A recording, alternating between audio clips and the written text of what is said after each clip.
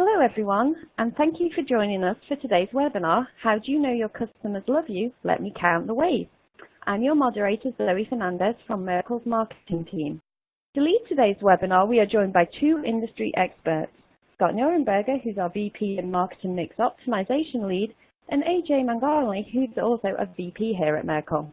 And now over to you, AJ. Thanks, Zoe. Customers are getting connected. They are getting super connected. They are staying super connected, and they enjoy being digital. I'm sure all of you on the phone today, in one way or the other, in some capacity, we are all digital, right? And we are just going with our trend, which is out there. What does it really mean when the customer is digital? It also means that that digital customer is also super fragmented. There were times in the past, before .com era and even prior to that, we knew customer by their addresses. We knew customer by the transaction value that generated by the customer to our business. But now we can know about our customer in many, many different ways.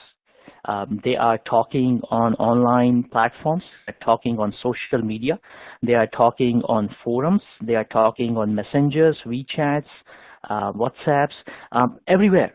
They are coming and giving us hints about their behavior. They are coming and telling us a lot about themselves, many times knowingly, but several times unknowingly, right? This also makes a huge opportunity for us as organizations, as strategists, as marketers, to spend our time and energy in terms of understanding that digital customer. So really, if all footprints that digital customer is leaving across all these channels and platforms and different digital mechanisms, it allows us the opportunity to know about that digital customer and really try to understand what value that digital customer is bringing us through those known and unknown interactions, right? Speaking of that, then what is really this digital customer's value? Right? We all know in one capacity or other, there are ways, whether they are technical or qualitative, we can generate our customers' value.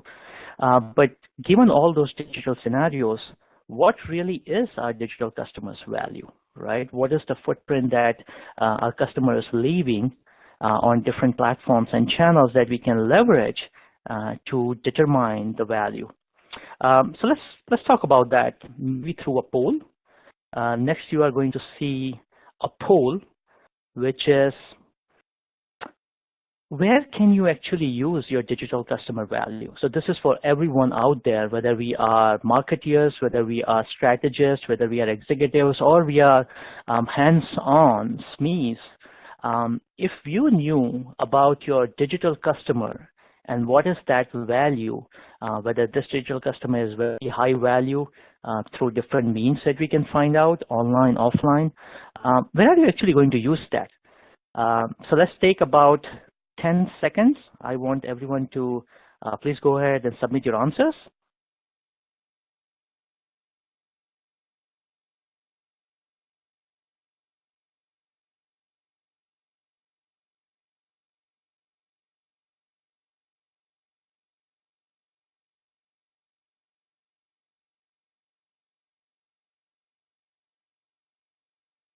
All right, here are the results.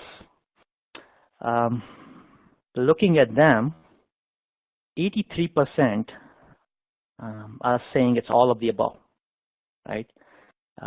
We can use that digital customer's value in pretty much everywhere, from segmenting our customers better, personalizing our communication, our marketing strategies, our product strategies, and our products to them, targeting to them better, reaching out to them, defining the entire people-based marketing strategies, right? And all of the above. So I think this is very consistent with what we see with industry trend.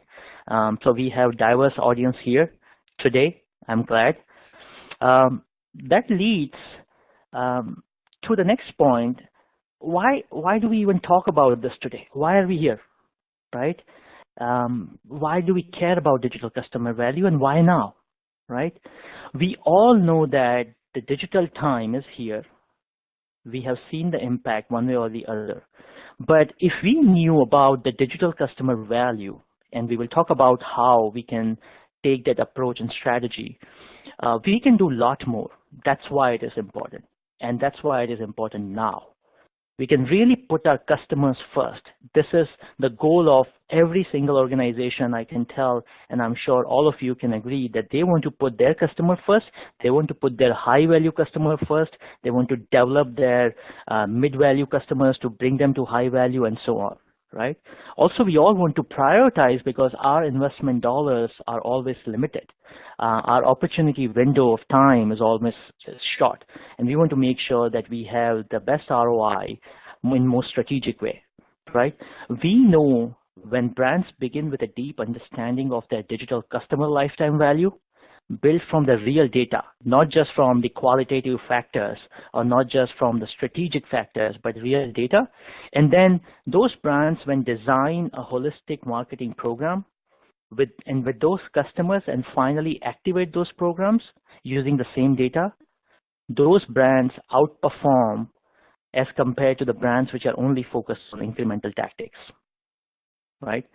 When you try to prioritize who to target, like I said, our marketing dollars are limited, right? So we don't want to waste them or spend them on different priorities where customers and prospects have low lifetime value or they are already going away, or there are different scenarios. Rather, we can prioritize who to target.